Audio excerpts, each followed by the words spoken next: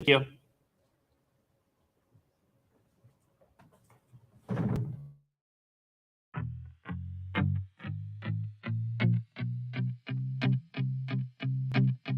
I know it's crazy, but it's You're watching Channel Z, the world's leading zombie apocalypse channel, broadcasting live from Studio Z.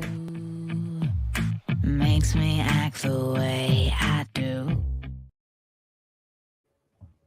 Hello and welcome to Brain Dead Theater. I'm Liz Grumbuck and I'm joined today with my co-hosts, Dr. Jason David Scott, JDS here. Happy to be part of the on-screen activities after having watched so much of the show from over in that area for the rest of the weekend. So happy to be on and talking about improv in the apocalypse.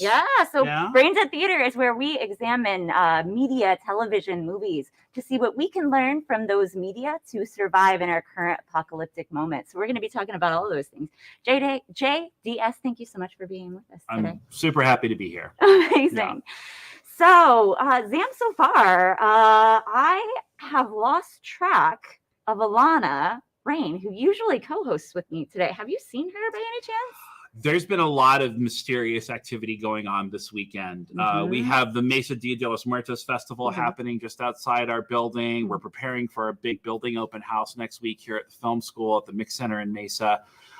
So Alana, being a very passionate filmmaker and storyteller, may have gotten distracted either by the amazing things going on in the street or by some of the amazing technology that we have in this building. We've been finding students, in interesting corners, pushing buttons on computers and film equipment that I don't know anything about. So, God, Alana is safe. She's somewhere in the building. Hopefully, Alana. A safe space. A safe space. Stay safe, Alana. Yeah, thank you, Alana. Thanks for being thanks for being here with us.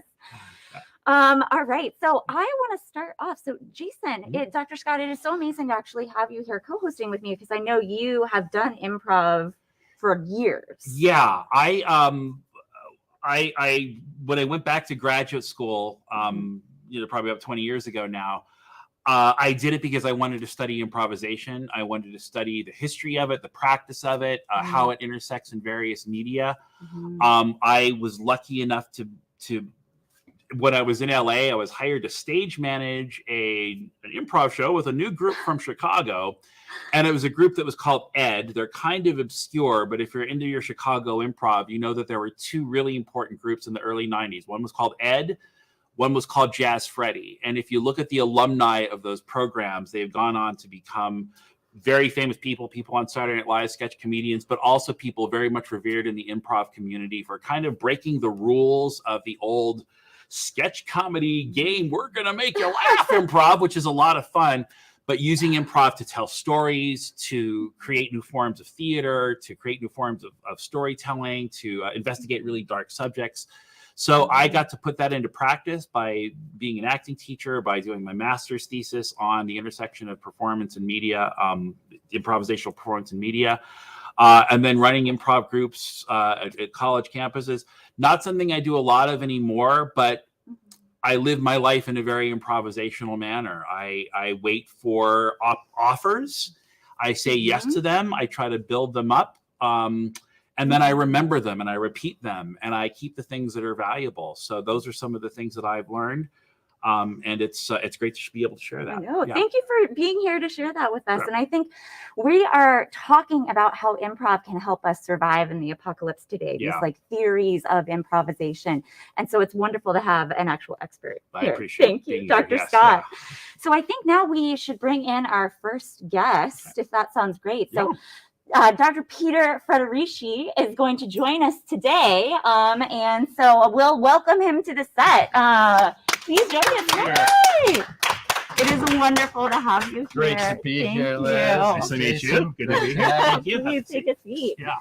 So you are an award-winning journalist.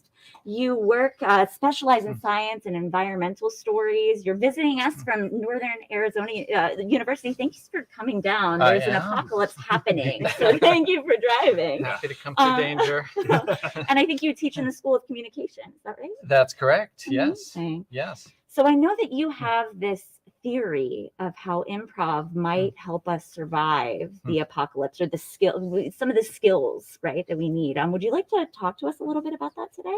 Sure, I'd love to. Yeah, Amazing. and particularly looking at parallels between comedy and what biology and what evolution have been doing for uncounted numbers of years already. So I wonder if we could actually cue up the platypus. I'd love to start with that. Oh, absolutely. As a great example of what I consider comic evolution, and thinking about how this can counter what we might call zombie narratives. And my work particularly is on climate change. But so this is one of the first looks that Europeans had at the duck-billed platypus of Australia, which is this wonderfully strange animal that is a mammal because it has fur and it's hot-blooded and it's red-blooded, which zombies might want to know. But it also has these weird webbed feet, and it has a duck bill, and it lays eggs. And so that thing got to Europe in the early 19th century, and the taxonomists didn't know what to do with it. In fact, they thought that the funny colonials in Australia were telling a joke, making a joke. That it was fake. It was like the jackalope of its time, Oh yeah. And so to me, this is a great demonstration of two things. One of which is that evolution is endlessly adaptable and improvisational, and so that makes it a good model for us. And the second thing is that we are easily trapped in these zombie narratives that that are logically consistent, but that don't really work in the world anymore. And so the zombie narrative at that time, and it's a relatively small example, but it's a good one, is that mammals can't lay eggs. Mammals can't have duck bills. And so if there's an animal that shows up that has those qualities, it's got to be fake. It can't be real, because if it's real, we have to change our story, right? And certainly when we talk about climate change these days, we're seeing all sorts of ways in which the stories that we have are not working anymore. And so we need to do something different. And aren't we telling those same stories about our own bodies and our own identities too? Because, there's growing communities of people who say, well, I might be a woman, but I have male genitalia. Right. Or I might live in a certain body, but I do not categorize myself based on the function of that body. Right. So whether it's talking about trans identities or non-binary identities or multiracial identities where people are forced to pick one box or another, those are sort of shattering those preconceived notions of, well, if you're this, and it's immutable. Exactly. Right. Yeah. I think what happens with those immutable narratives, I mean, if you look at literary theory, those immutable stories, those binaries, all come out of the tragic storytelling tradition. It's like I'm the creator of the story. I'm going to make the rules, and then everybody has to live by those same rules forever, in perpetuity. And you can, if you're the main character, you can demonstrate your grace by how well you deal with those conditions, but you can't change those conditions. So I'm just thinking about theater, for example, and the effect of theater. And now there's this production on Broadway of 1776 that's being embodied by non-binary, queer, and female people. And there's been a lot of controversy about how they've handled certain elements of the show. But the idea that we can take what is supposedly an immutable historical fact about the identities of the founding fathers and use this theatrical text that was written in that tradition to do so is, again, just kind of evidence of that mutability. The other thing that occurred to me too is that so many of our performance traditions weren't actually written down or weren't actually passed down in written language. So while that intention might have been there, if you have a company in 1700 that thinks they remember what a Shakespeare play should be like, they're actually going to add a lot of their own elements to it. And in live performance often is when we start to see some of those things break down. Right.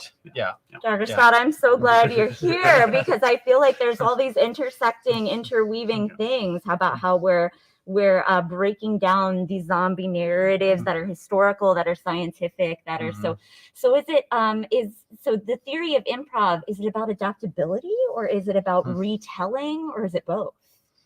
It's probably both. It's definitely about the adaptability, and the most famous rule of improv is you never say no, and that's why it parallels so well with evolution, because that's exactly what evolution does. You know, evolution doesn't say, oh, mammals, eggs. No, I can't combine those things.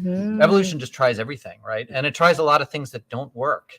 And I think that's exactly what happens in improv too. You know? Improv artists can tell you about that. You know, there's lots of times when they say yes and it falls flat, but that's okay. But the one thing you can't do is say no. You can't shoot it down. You can't say, well, what you just said, that conflicts with my preconceived idea of what this is supposed to be, right? So yeah, the improvisational nature, the adaptive nature is incredibly important. That's so cool. Yeah, it's teaching actors how to say yes is a real or get them learning it is a real skill, especially because I think in a weird way, we want improvisation, whether that's in theater or in life, we want it to function as if it's scripted, like as if we could have planned it out, we could have done it. And yet we also want all of the things that we've scripted to feel like they're spontaneous and happening for the first time. Right. So this is that kind of that when that sweet spot happens, like I tell my acting students, look, if somebody says, if your mom character says, do you want a bowl of spaghetti? You're allowed to say, no, but can I have something else instead? So you're allowed to say no in that sense, but you're not allowed to say, you're not my mother. What are you doing? right. To just sort of throw that, to throw the premise away. But the other thing, and you asked the question about, is it about repetition or something? Adaptability is working with what's familiar and changing it slightly. So there's some people who think that improvisation is constantly finding new creation. It could be re-examining what has gone before in a new way, because that's what's important in the moment as well. Right. Yeah. And that's obviously what is relevant to our discussion of climate change. You know, if we think of climate change as these narratives that we tell ourselves, right? And that obviously we can't reinvent all of those any given day or any given week, but we can use the foundation of what we have and then be adaptive within that or on top of that. Oh, I love to great effect. And comedy is one of these spaces that is, you know, a sort of boundary breaking space where we can envision new possibilities that we can't imagine if we're in this more tragic mind frame. Yes, and we need comedy in dark times. We're in dark times right now. I wonder if so what is it about comedy that allows us to like sink into the improv, but also to like find ways to thrive or to discover or to et cetera, et cetera? Right. Well, I mean, the laughter is one thing, you know, and there's good evidence of that just laughter is physiologically beneficial. It is socially beneficial. And so we need that, you know, probably more in dark times than in times when everybody's eating peaches and cream, right? so there's that. But the other element of the comic approach, you know, and comic approaches doesn't always have to mean funny, but it has that adaptive quality. And if you look at traditions of comedy, classic comedy, we see a lot of really exciting things happening there. Like we see gender roles break down. Men dress up as women, women dress up as men. It's hard to tell who's who. Boundaries between humans and animals break down. You know, Shakespearean comedies, people are dressed up as animals. Bodies become machines, which is what there's a Bergson who wrote about bodies becoming machines, and that's something that's very funny. In The Winter's Tale, a rug actually becomes a bear that chases someone off stage, right? Exactly, like that. So all these boundaries break down, and then maybe most important, the class boundaries break down. You know, and comedy is the place where the jester can make fun of the king and get away with it. You know, and so there's a lot to be said there for comedy being important at a time when the sort of overlying the mainstream narratives, the mainstream tragic narratives are very powerful, and they support powerful interests, right? And so comedy fights against that. Awesome. So I wonder, connecting this conversation back to the work that you do on climate change, like how do these stories help you communicate your work on climate change, but also the importance of like education around that issue? Right. I mean, the important thing about these comic narratives is the way in which they can help us see new possibilities, right? Open up new possibilities, which we can't imagine from the outside. right? And so one of the problems with mainstream narratives is that they tend to imply, well, all the possibilities are the ones that we can understand from within our perspective, right? But by getting to this comic point of being more adaptive, that opens up new possibilities that can't be seen from our current vantage point, because it is one of those boundary busting sort of practices. Yeah. So Dave actually had a really interesting question. He said, don't we need conflict for drama to work? And I think when we think about living in apocalyptic times, we're thinking about like, what's the right answer and how do we think about that? And one of the things that actually, one of the points that you made about comedy and status, the status of characters, I think conflict can come from just people of different status trying to accomplish the same thing. So it's not necessarily that they're conflicting in one, that they're right and wrong, but they're both trying to accomplish things through different means or different ends. So like I'll say to my students, it's not about conflict, it's about contrast. It's about your character being different or you bringing something different. And what's funny is the way how those things don't quite fit together, rather than I'm going to fight you to be right. Right. And so is there a potential solution, whether it's climate change or some of the other things that we're looking at, rather than arguing about right or wrong, we can sort of say, look, if we all want to get to the same place, isn't it kind of funny that you want to do it this way and I want to do it this way, and where is the middle, or where is the third point that'll allow us to get there? That sounds so generative. That sounds so generative. Well, you know, Yeah. like if you teach improv in the spirit of it's not about telling the best joke, or it's not about winning the prize or getting the biggest laugh, what it's really about is how can we work to build the scene together, or play the game in the scene to build the concept together. Then you start to find humor in the fact that people are actually on the same side. They just don't know how to express it, or they just don't know how to share it in that particular moment and situation. And that something further is growing from the merging of those two perspectives, right? Which could not be imagined just from your perspective or just from my perspective.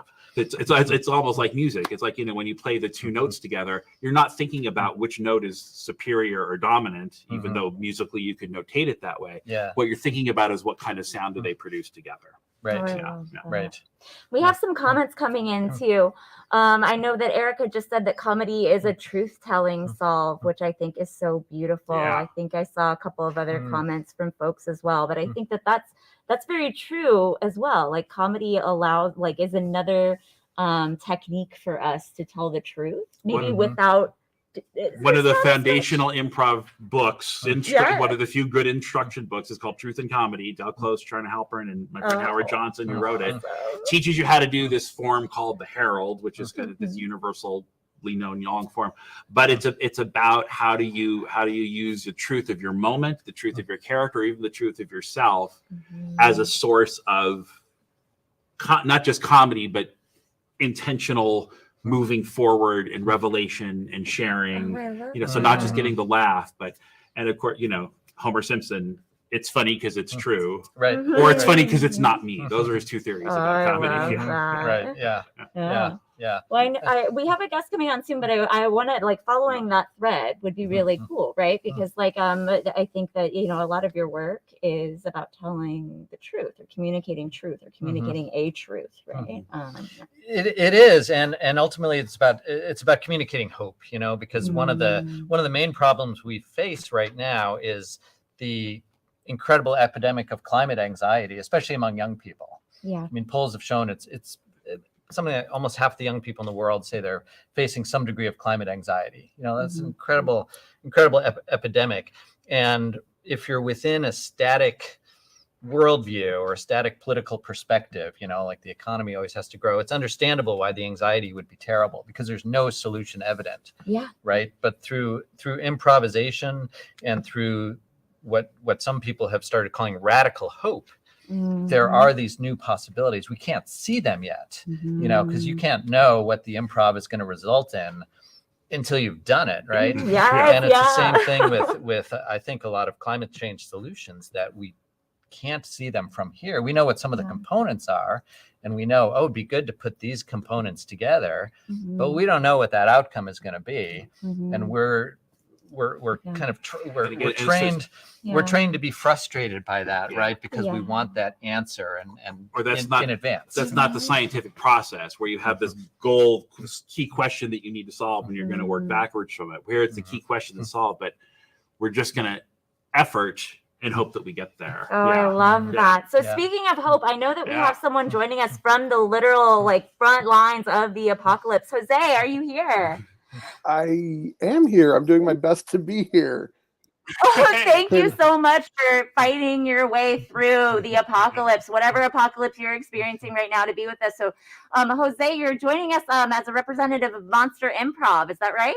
That's right. That's my latest improv venture in terms of offering classes, workshops, and producing shows around Phoenix, Arizona, and anywhere else that I might pop up. I will probably be in Portland in December, and I just got back from Cedar City, Utah, from an improv festival there, which was a really great time. That's amazing. So you have been traveling, doing improv, doing this thing that we've been talking about throughout the Yeah. apocalypse. What has that experience been like? It's been really interesting. I used to prior to our current apocalypse. I used to do a lot of festival or improv festival traveling. It used to be way back in the day. It was like almost every other month, but as things have gotten busy and slowed down, I was doing probably 3 or 4 a year, and now I've really it's been kind of scaled back to like once or twice a year.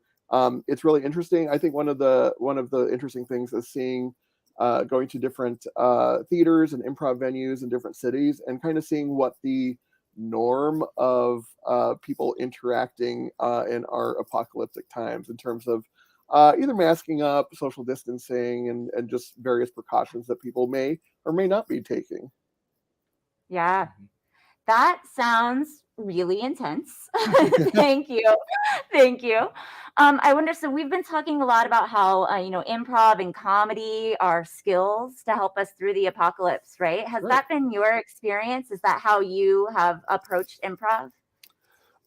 They definitely have. I mean, I think we've all witnessed how comedy and entertainment have really sustained sustained us in different ways, whether it's binging things online or listening to audiobooks and podcasts. So it definitely has. I think improv and comedy and really kind of performance in all its forms have helped sustain things in a way. It's definitely shown me, I'm pretty extroverted, and so when our theater closed, it was kind of a bummer. I mean, it was a huge bummer. We initially thought it was only going to be like this is going to last a few weeks, maybe a month, and then obviously here we are, more than 2.5 years later. But I didn't really. I went like after years of performing 3 to 5 times a weekend, I went to like basically 0 in-person performances. And after a year and a half, I did my first in-person performance. And then just like, it was just amazing being around people's energy, because that's such a huge thing, at least that I consider as part of improv and part of the reason why people go to, theater, concerts, any live event, is like you get to be around people and be around their energy and kind of like, you're at least in improvisation, and I think even in live theater, you're experiencing something together, and things are being revealed to you all at the same time, and so you're kind of all on the same page energy wise. And I had no idea how much I was missing that, and like my mental health just took a huge boost Yes. after actually being around a bunch of people. That's beautiful, because we've been talking, right, about how this comedy improv is a survival tool, is something that gives us hope, is something that is, structured to help us work through certain things. So thank you. Any Well, I was just thinking about like, how I like to improvise and I like to tell my people how to improvise. It's like when you go on you might have an idea, you might have an intention, but your focus should be absorbing everything. What's your space like? What are people telling you about yourself?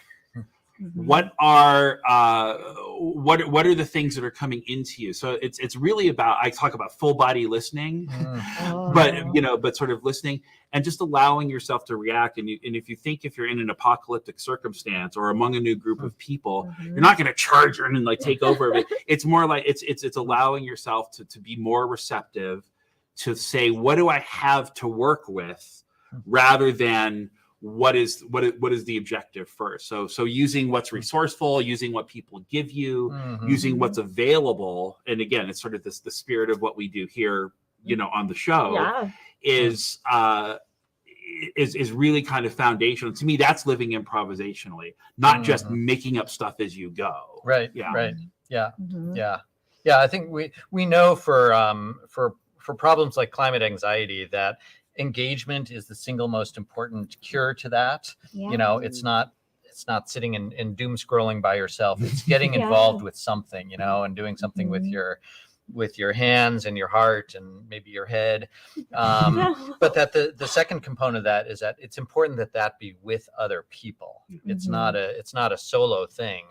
And that then once you are in that improvisational space with other people, not only do you have that social connection of trying to figure things out together, but then in the end, you have some sort of result. You get to some sort of better place with other people, and that's a powerful kind of catharsis, as we've known for thousands of years. Absolutely. And I will say I have been with Jose. Jose has invited me multiple times to be a part of that powerful process. And so I've felt it. Yeah. So thank you. Do you see that as a powerful process, that result that you get at the end, Jose? Yeah, absolutely. I think, and I was, before I came on, I was also listening to what y'all were saying, and it was really cool and interesting to also have these ideas outside, like, because I'm a huge proponent for full body listening, because, as you know, like, a lot of times people think they're listening, but they're really if you're only hearing the words, you're only hearing half the story. Picking up on different energies and like people's body language, that all goes into like full body listening. And I really agree.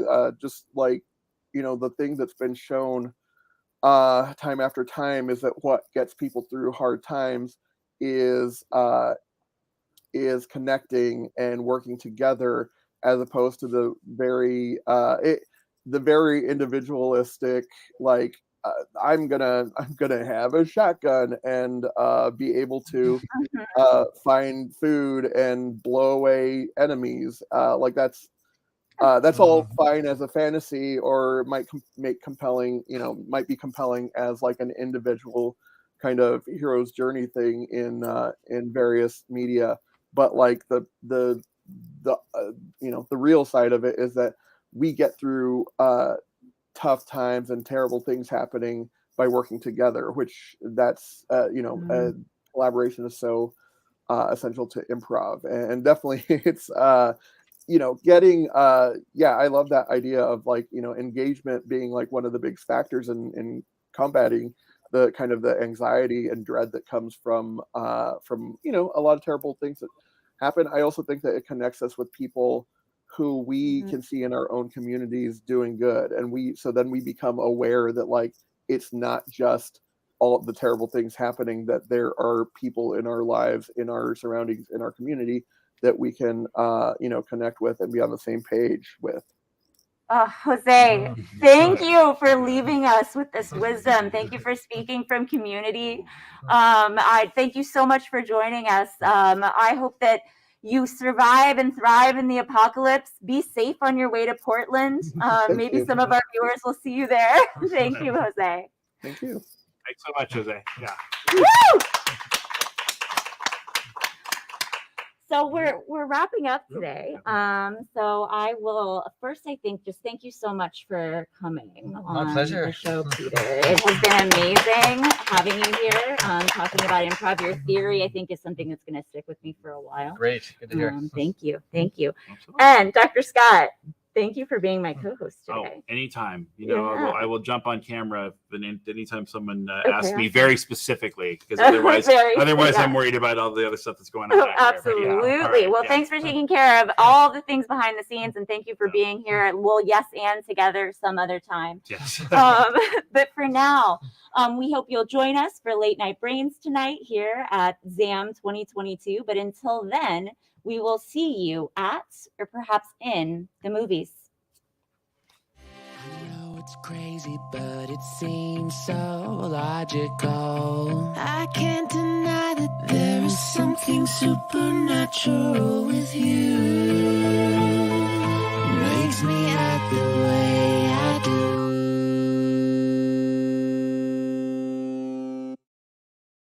Better than some people.